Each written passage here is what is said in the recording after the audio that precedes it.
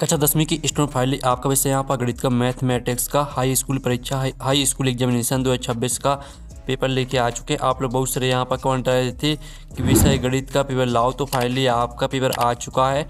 और साथ ही इस वीडियो में हम संपूर्ण उत्तर सहित पूरा पेपर आपका कंप्लीट करने वाले हैं। तो आप लोग वीडियो को लाइक कर लीजिए, चैनल को सब्सक्राइब कर लीजिए, साथ ही इस वीडियो को आपको अपने दोस्तों तक शेयर कर देना है, ठीक है।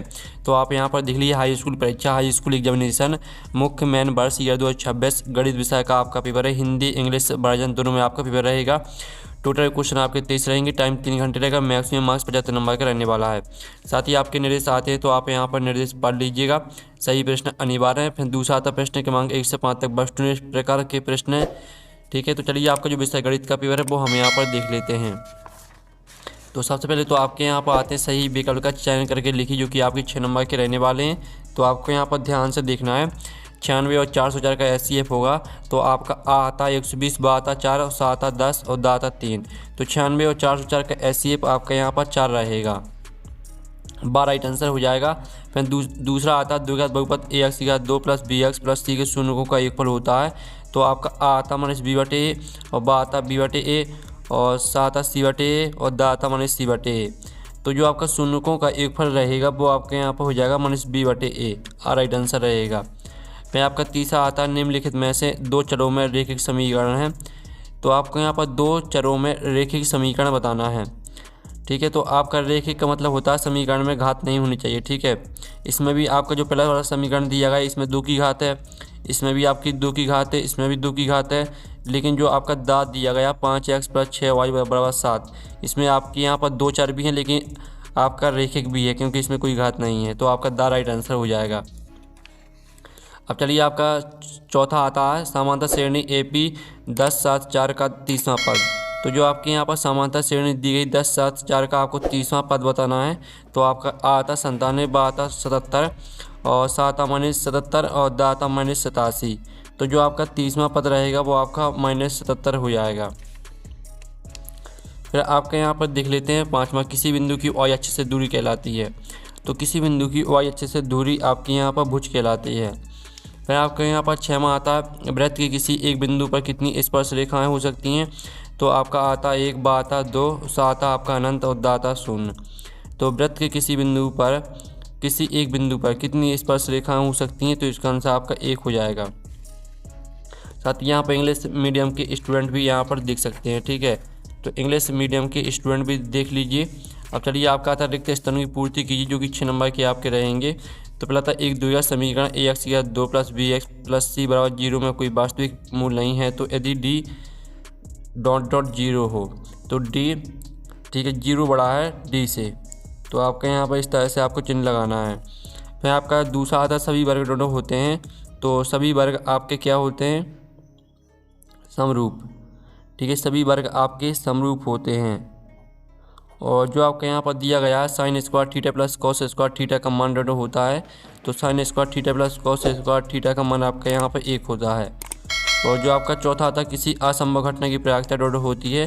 तो किसी असंभव घटना की प्रायिकता आपकी यहाँ पर 0 होती है। तो 0 आपका इसका उत्तर हो जाएगा। फिर आपका यहाँ पर 5वां आता त्रिज्या r वाले वृत्त के क्षेत्रफल का सूत्र ... है। तो त्रिज्या r वाले वृत्त के क्षेत्रफल का जो सूत्र रहेगा वो आपका πr² हो जाएगा। फिर आपका 6वां आता माध्यिका माध्य और बहुलक के बीच संबंध 3 × माध्यिका बराबर बहुलक प्लस 2 माध्य, ठीक है। तो यहाँ पर इसका उत्तर आपका माध्य हो जाएगा। तो इस तरह से जो आपके रिक्त स्थान है वो कंप्लीट हो जाते हैं। साथ ही यहाँ पर इंग्लिश मीडियम के स्टूडेंट भी देख लीजिए, ठीक है। इंग्लिश मीडियम के स्टूडेंट भी देख सकते हैं। अब प्रश्न 3 आता सत्ता का चयन करके लिखिए, जो कि 6 नंबर के आपके रहेंगे। तो प्रातः प्रत्येक पूर्णांक की एक परिमेय संख्या होती है। तो पहला आपका 7 रहेगा। फिर दूसरा आपका आता है स्पर्श बिंदु से जाने वाली त्रिज्या स्पर्श रेखा पर लंब होती है। तो दूसरा भी 7 रहेगा। तीसरा आता क्षेत्रीय तल से ऊपर की ओर देखने पर दृष्टि रेखा क्षेत्रीय रेखा के साथ अनुमान कोण बनाती है। तो तीसरा आपका 7 हो जाएगा। और चौथा आता शंकु का आयतन विलन के आयतन का आधा होता है। तो चौथा आपका यहाँ पर 7 रहेगा। 5वां आता वृत्त को 2 बिंदुओं पर प्रतिच्छेद करने वाली रेखा को छेदक रेखा कहते हैं। तो ये आपका 7 रहेगा। और 6वां आता प्रायिकता का मान कभी भी 1 से अधिक नहीं हो सकता। तो ये आपका यहाँ पर 7 हो जाएगा, ठीक है। इस तरह से आपके 7 हो जाते हैं। साथ ही यहाँ पर इंग्लिश मीडियम के स्टूडेंट भी देख लीजिए। प्रश्न 4 आता है सही जोड़ी बनाकर लिखी जो कि 6 नंबर की रहेंगी।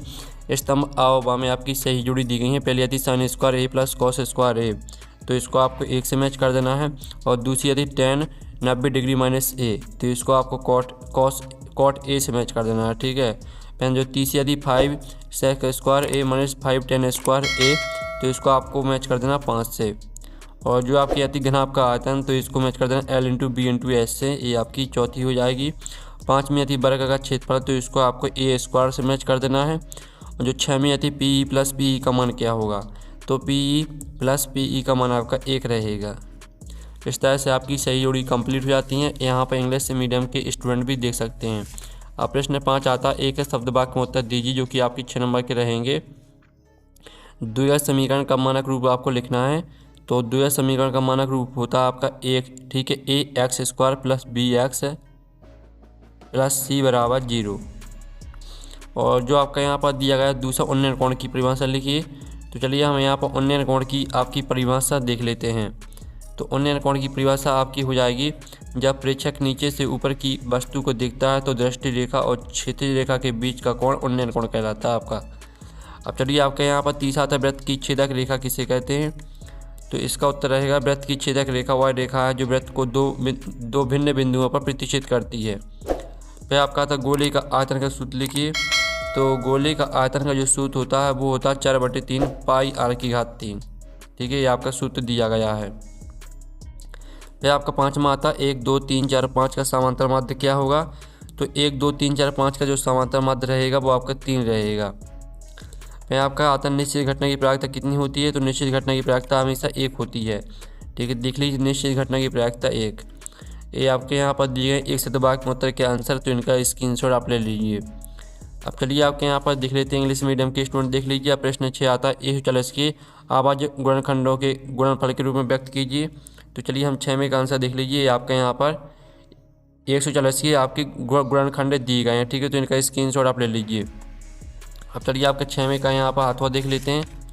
तो 6वें का आपका अथवा आता है जिसमें आपका दिया गया है, ठीक है स्टूडेंट, आप यहाँ पर देख लीजिए। 6वें का आपका अथवा आता है ऐसी पावर 3 6 और 6 संतान का 9 दिया गया है, तो इसको आपको एलसीएम निकालना है, ठीक है। तो चलिए हम यहाँ पर देख लेते हैं आपका, ठीक है, आंसर अथवा वाली का। ये आपका अथवा वाली का आंसर दिया गया है। इसका आंसर आपका जो एलसीएम रहेगा 22,338 आपका इसका आंसर आ जाएगा। फिर 7वां आता एक द्विघात बहुपद ज्ञात कीजिए जिसके शून्यों का योग और गुणनफल क्रमशः -3 और 2 है। अथवा आता बहुपद x की घात 2 - 3 के शून्य ज्ञात कीजिए। तो पहले तो आप 7वें क्वेश्चन का आंसर देख लीजिए जिसमें आपको क्या करना है, ठीक है, आपको वह द्विघात बहुपद ज्ञात करना है। आपको यहाँ पर द्विघात बहुपद निकालना है, ठीक है, आपका आंसर आ जाएगा। और आपको अथवा में आपको शून्य निकालने थे, तो इसका आंसर आपका √3 और -√3 आ जाएगा। फिर आपके यहाँ पर 8वां दिया गया है जिसमें आपको इसको हल करना है। अथवा में आपको 2 संख्याओं का अंतर 26 है और एक संख्या दूसरी संख्या की 3 गुनी है, उन्हें ज्ञात कीजिए। तो पहले तो आप 8वें क्वेश्चन का आंसर देख लीजिए। आपका 8वें क्वेश्चन का आंसर रहेगा, ठीक है। और साथ ही आपको अथवा में बताना था कि 2 संख्याओं का अंतर 26 है और एक संख्या दूसरी की 3 गुनी है, तो वो आपको संख्या बतानी थी, तो इसका आंसर 39 और 13 आ जाएगा। फिर आपका यहाँ पर आता है 9वां। तो 9वां देख लीजिए। द्विघात समीकरण 2x की घात 2 - 4x + 3 = 0 का विभक्ता ज्ञात कीजिए। और अथवा दिया गया द्विघात समीकरण 2x की घात 2 + kx + 3 = 0 में k का मान ज्ञात कीजिए यदि मूल बराबर हों। तो चलिए हम यहाँ पर 9वें क्वेश्चन का आंसर देख लेते हैं। तो ये आपका 9वें क्वेश्चन का आंसर रहने वाला है। इसका आंसर आपका -8 आ जाएगा, डी बराबर। और साथ ही अथवा में आपको k का मान ज्ञात करना था, तो इसका आंसर आपका +-2 √6 आ जाएगा।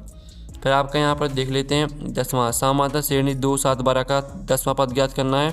अथवा में 2 अंकों वाली कितनी संख्या 3 से विभाज्य है।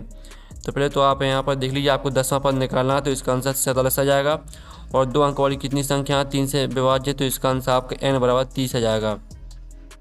फिर आपका यहाँ पर 11वां आता है जिसमें आपको आकृति में डी समांतर BC है, तो EC ज्ञात करना है।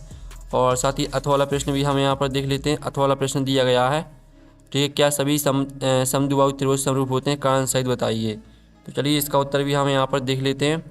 तो आपको EC निकाली थी, EC आपकी 2 सेंटीमीटर आ जाएगी। और क्या सभी समद्विबाहु त्रिभुज समरूप होते हैं, तो इसका उत्तर देख लीजिए। फिर आपके यहाँ पर आता 12 बिंदुओं 2, 3 और 4, 1 के बीच की दूरी ज्ञात कीजिए। अथवा में आप यहाँ पर देख लीजिए, अथवा वाला प्रश्न भी देख लीजिए। तो चलिए, आपका 12वें प्रश्न में आपको बीच की दूरी निकाली थी, तो बीच की दूरी का सूत्र लगा देना है, इसमें मान रख देना है, तो आपका 2√2 आंसर आ जाएगा। और साथ ही अथवा वाले का उत्तर भी आप यहाँ पर देख लीजिए। फिर आपका यहाँ पर 13वां आता है साइन ए बराबर 3/4 हो तो कॉस ए और टेन ए का मान परिकलित कीजिए। अथवा में आपको मान ज्ञात करना है sine 60 degree cos 30 degree plus sine 30 degree into cos 60 degree का मान ज्ञात करना है। तो चलिए, आप यहाँ पर देख लीजिए, ये आपका यहाँ पर 13वें कुछ प्रश्न का आंसर दिया गया है और ये आपका 13वें के अथवा का आंसर दिया गया है। फिर आपके यहाँ पर देख लेते 14वां। तो 14वां आता है एक बिंदु ए से जो वृत्त के केंद्र से 5 सेंटीमीटर दूरी पर है, वृत्त पर स्पर्श रेखा की लंबाई 4 सेंटीमीटर है, वृत्त की त्रिज्या ज्ञात कीजिए। अथवा आता है सिद्ध कीजिए कि किसी वृत्त के किसी व्यास के सिरों पर खींची गई स्पर्श रेखाएं समांतर होती हैं। तो आप यहाँ पर देख लीजिए, आपका 14वें क्वेश्चन का आंसर रहेगा। इसमें आपको वृत्त की त्रिज्या निकालनी थी, वृत्त की त्रिज्या 3 सेंटीमीटर आ जाएगी। और साथ ही अथवा वाले का उत्तर भी देख लीजिए। अब चलिए, आपका 15वां प्रश्न आता है 6 सेंटीमीटर त्रिज्या वाले एक वृत्त की त्रिज्या खंड क्षेत्र पर ज्ञात कीजिए जिसका कोण 60 डिग्री है। अथवा आता संलग्न आकृति में tan p - cot r का मान ज्ञात कीजिए। तो आप यहाँ पर देख लीजिए, आपका 15वें प्रश्न का आंसर रहने वाला है, इसका आप स्क्रीनशॉट यहाँ पर ले लीजिए। और ये आपका 15वें के अथवा का आंसर रहने वाला, तो इसका भी स्क्रीनशॉट ले लीजिए। अब चलिए, आपका यहाँ पर देख लेते हैं 16वां प्रश्न। तो 16वां प्रश्न आपका यहाँ पर आता है, ठीक है, जिसमें आपके यहाँ पर दिया गया 2 खिलाड़ी संगीता और रेशमा टेनिस के एक मैच खेलती हैं। संगीता द्वारा मैच जीतने की प्रायिकता 0.62 है, रेशमा की जीतने की प्रायिकता क्या है, ठीक है, आपको यह बतानी है। और साथ ही आप यहाँ पर देख लीजिए, अथवा दिया गया है। तो स्टूडेंट आप अथवा देख लीजिए, एक पासे को एक बार फेंका जाता है, एक अभाज्य संख्या प्राप्त करने की प्रायिकता ज्ञात कीजिए। तो चलिए, आपका 16वें क्वेश्चन का आंसर देख लेते हैं। तो 16वें क्वेश्चन का आंसर आपका आ जाएगा 0.38 और अथवा वाले का उत्तर आपका 1/2 आ जाएगा, ठीक है, ये आपकी प्रायिकता निकल के आ जाएगी। फिर आपका यहाँ पर 17वां आता सिद्ध कीजिए कि √5 अपरिमेय संख्या है। अथवा आता दर्शाइए कि 3 + 2 √5 अपरिमेय संख्या है। तो चलिए, 17वें क्वेश्चन का आंसर देख लीजिए, ये आपका यहाँ पर 17वें क्वेश्चन का आंसर रहेगा, तो इसका आप स्क्रीनशॉट ले सकते हैं। और ये आपका 17वें के अथवा का आंसर रहने वाला, तो इसका भी स्क्रीनशॉट ले लीजिए। फिर आपके यहाँ पर 18वां आता है 1 मीटर की छाया उसकी ऊंचाई की √3 गुनी सूर्य का उन्नयन कोण ज्ञात करना है आपको। अथवा में आपको यहाँ पर चिमनी की ऊंचाई बतानी है। तो 18वें क्वेश्चन का आंसर देख लीजिए, जिसमें आपको सूर्य का उन्नयन कोण आपका आ जाएगा 30 डिग्री, ठीक है, स्क्रीनशॉट ले लीजिए। और फिर आपको अथवा में आपको चिमनी की ऊंचाई निकालनी थी, तो चिमनी की ऊंचाई आपकी 30 मीटर आ जाएगी। अब चलिए, आपका 19वां क्वेश्चन देख लेते हैं। 19वां क्वेश्चन आपका आता सिद्ध कीजिए कि, ठीक है, बाएं बिंदु से, ठीक है, वृत्त पर खींची गई स्पर्श रेखा की लंबाइयाँ बराबर होती हैं। और साथ ही आप यहाँ पर देख लीजिए, आपका अथवा में दिया गया है 2 सकेंद्रीय वृत्तों की त्रिज्या 5 सेंटीमीटर और 3 सेंटीमीटर है। बड़े वृत्त की उस जीवा की लंबाई ज्ञात कीजिए जो छोटे वृत्त को स्पर्श करती हो। तो चलिए, आपका 19वें क्वेश्चन का आंसर देख लेते हैं। तो 19वें क्वेश्चन का आंसर आप यहाँ पर देख लीजिए, ये आपको 19वें क्वेश्चन का आंसर रहेगा, इसका स्क्रीनशॉट ले लीजिए। और ये आपको 19वें के अथवा का आंसर रहेगा।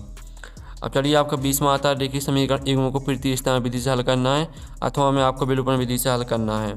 तो आप यहाँ पर देख लीजिए, आपको प्रतिस्थापन विधि से दिया गया है और ये आपका अथवा में यहाँ पर विलोपन विधि से आपको हल करना था। तो ये आपका विलोपन विधि से दिया गया है, x का मान आपका 2 आ जाएगा, y का मान 1 आ जाएगा। अब चलिए, आपका 21वां क्वेश्चन देख लेते हैं।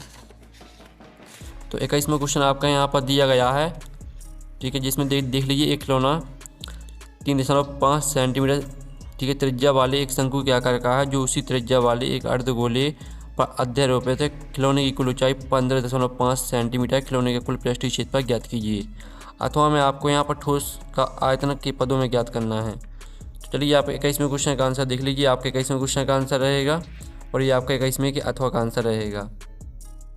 अब आपका यहाँ 22वां आता है, जिसमें आपको द्विघात समीकरण से गुणनखंड विधि से ज्ञात करना है, ठीक है, मूल निकालने हैं आपको गुणनखंड विधि से।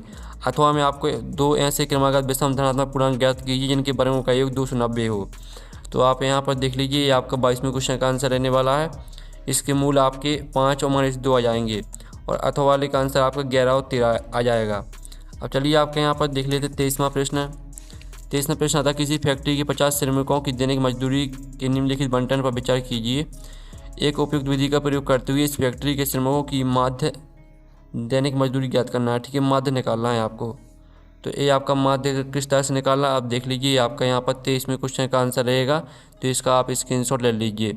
अब चलिए आपके यहाँ पर देख लेते हैं 23वें का अथवा। तो 23वें का अथवा आता है जिसमें आपको ठीक है माध्यक माध्य बहुलक ज्ञात करना है। तो चलिए आप 23वें का अथवा का आंसर देख लेते हैं। तो ये आपका 23वें का अथवा का आंसर दिया गया है, तो इसका भी स्क्रीनशॉट ले लीजिए। माध्य बहुलक माध्य तीनों दिए गए हैं आपके। तो इस तरह से आपका विषय गणित का पेपर कंप्लीट हो जाता है। आप लोग वीडियो को लाइक कर लीजिए, चैनल को सब्सक्राइब कर लीजिए। हम नेक्स्ट वीडियो में मिलते हैं। Thanks for watching.